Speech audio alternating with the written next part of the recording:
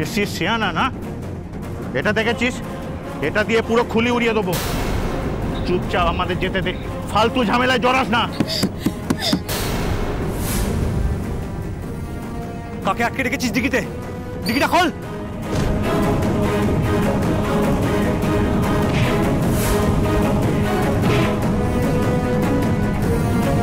দে চাবিটা, চাবিটা দে।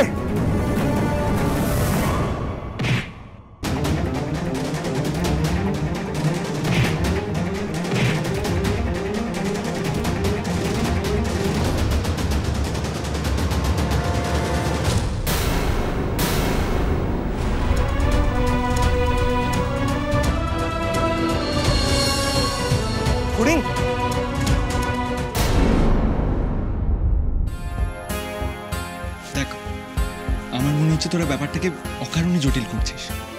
না না, বাবুদা তো ক্লিয়ারলি বলল ওর মনে হয়েছে মেয়েটার কোনো বিপদ হয়েছে। আগের দিন রাতে যখন ও আশ্রমে গেছিল তখন এমন কিছু একটা ঘটেছে যার থেকে ওর এই ধারণাটা হয়েছে। এবার এক্স্যাক্ট রিজনটা কি সেটা তো এসে বলবে বললো। এটাকে আমরা কেন পুরোপুরি ইগনোর করছি বলতো?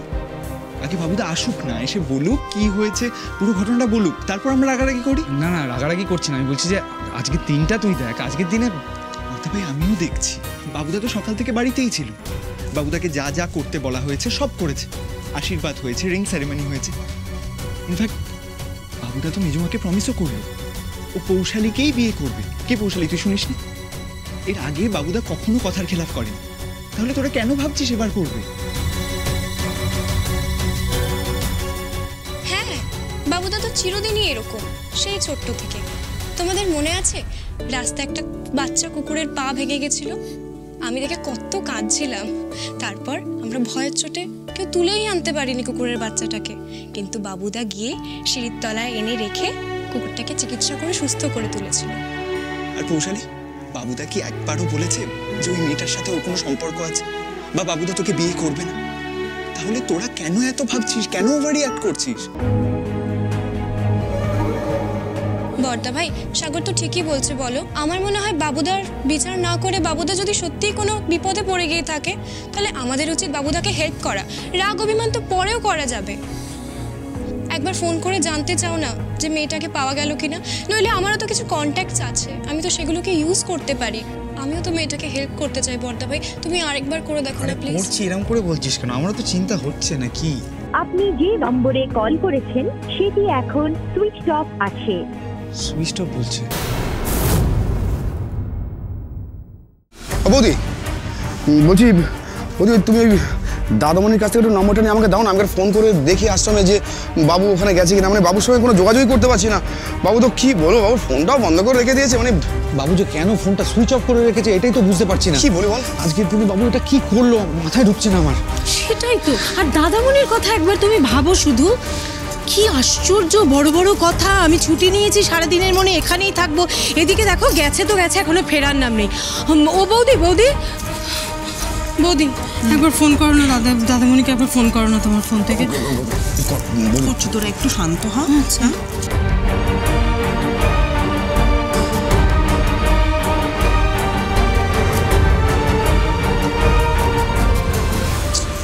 পেলে পেলে ফোনটা ধরলো না, কেটে দিল, বললো ব্যস্ত আছে। কোনো মানে হয়? বর্দা ভাই, বর্দা ভাই, ও বর্দা ভাই শোনো না, তুমি একবার বাবুকে ফোন করো না গো। কোনো দরকার নেই। দিদি ভাই, তুমি তুমি ব্যাগ নিয়ে কোথায় যাচ্ছ দিদি ভাই? চলে যাচ্ছি ছোট। এই মুখ আর কি করে কাউকে দেখাবো বলতো? বিশেষ করে পৌশালীর বাবা মাকে এই মুখ আমি দেখাবো কি করে? পৌশালী মেয়েটাকে এত বছর ধরে আশায় আশায় রেখেছিলাম যে বাড়ির বউ হবে। মেয়েটা এই দিনটার অপেক্ষায় ছিল। আংটি বদল হলো আর বাবু চলে গেল। আর আবাতে গিয়েও মেয়েটার কাছে আমি এই শিক্ষা দিয়েছি, এতদিন ধরে এই শিক্ষা দিয়ে বড় করেছি আমি। দাদা, আপনি ঠিক। আপনি বলতেন না যে যত যত্ন করে সন্তান মানুষ করো, সন্তান বড় হলেই তার ডানা গজাবে। ডানা গজিয়েছে, আঁচলের তলা থেকে ফুরত করে উড়ে গেছে। আমার আঁচলের তলায় বাবু আর থাকলো না। এ জীবন আমি আর রাখবো না। এসব কি বলছো তুমি বড় বউ? দাদা, আমি ঠিকই বলছি, আমি এখানে থাকবো না, এই জীবনও আর রাখবো না।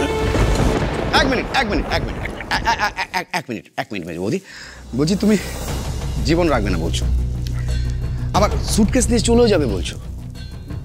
বৌদি, তুমি জীবনটাই বা রাখবে কোথায়, সুটকেসটাই বা ফেলবে কোথায়? একটা সিরিয়াস মুহূর্তে তুমি এরকম ধরনের ইয়ার কি মারছো? লজ্জা করে না তোমার? চুপ করো একদম তুমি। আরে দাঁতেরকা, আরে আমি ইয়ার কি মারলাম, আমি তো সিরিয়াসলি বললাম। মানে আমি ব্যাপারটা হচ্ছে ওই কনফিউজড হয়ে গিয়ে না আমার। শেষ দাবা, একটু প্লিজ চুপ কর তুই। মেজি বৌদি, তুমি কোথাও যাবে না, বাবু ফিরে আসবে। দেখো, বাবু ফিরে আসবে। এই দেখো, পুপু বৌদি নির্মলদাকে ফোন করছে, দেখো। নির্মলের কাছ থেকে নাম্বারটা পেয়ে গেলে তো আমি তো আশ্রমে ফোন করে জেনে নিতে পারতাম পুরো ব্যাপারটা। আরে কি ব্যাপার, তুমি তো একদিন আশ্রমে ফোন করেছিলে নিজে, তোমার কাছে আছে। বেশি কথা বলো না, কিছু মনে রাখতে পারে না। দেখো ছিল। হ্যাঁ না, তোকে ফোন করতে হবে না। কেন? নির্মলদার ওটা পরিচিত আশ্রম, নির্মলদা এলেই সব কিছু জানতে পারবো। বলছি পুপু বৌদি, নির্মলদাকে ফোনে পেলে? হ্যাঁ, ফোনে পেলে? না, ফোনটা কেটে দিল। ও সুচিত্রা দি, প্লিজ তুমি নিজের বাড়ি ছেড়ে চলে যেও না। সুচিত্রা দি, একটু শান্ত হও। হ্যাঁ দিদি ভাই, বাবু ফিরে আসবে, যেও না তুমি। এরকম করো না সুচিত্রা দি। খেলা তো একেবারে জমে গেছে দেখছি। বাড়ির বড় গিন্নি বাড়ি ছেড়েই চলে যাচ্ছে। ওয়াও, আদরের ছোট ছেলেকে এত যত্ন করে আলু ভাতে মার্কা লালটু ছেলে বানালো, সে ছেলে যে একটা গেয়মের পাল্লায় পড়ে মায়ের শাসন না মেনে, কন্ট্রোলে না থেকে ফুস করে স্বাধীন হয়ে উড়ে যাবে, বেচারি ভাবতেও পারেনি। আহারে, খুব দুঃখ পেয়েছে গো। বেশ হয়েছে বুড়ি, সারাদিন খালি আমার পেছনে পড়ে থাকা তো, এবার দেখো কেমন লাগে। এসো এসো, ফড়িং এসো, সাবধানে।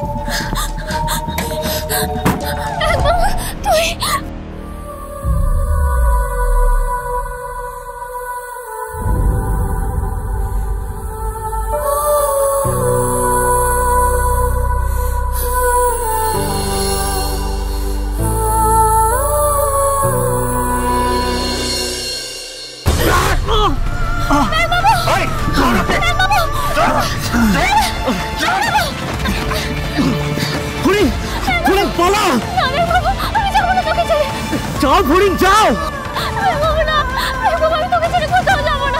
ফড়িং 1 কিলোমিটারের মধ্যে থানা আছে, তাড়াতাড়ি যাও, ওদের হেল্প নাও। যাও ফড়িং। ফড়িং যাও, আমি আসছি থানায়, যাও তাড়াতাড়ি।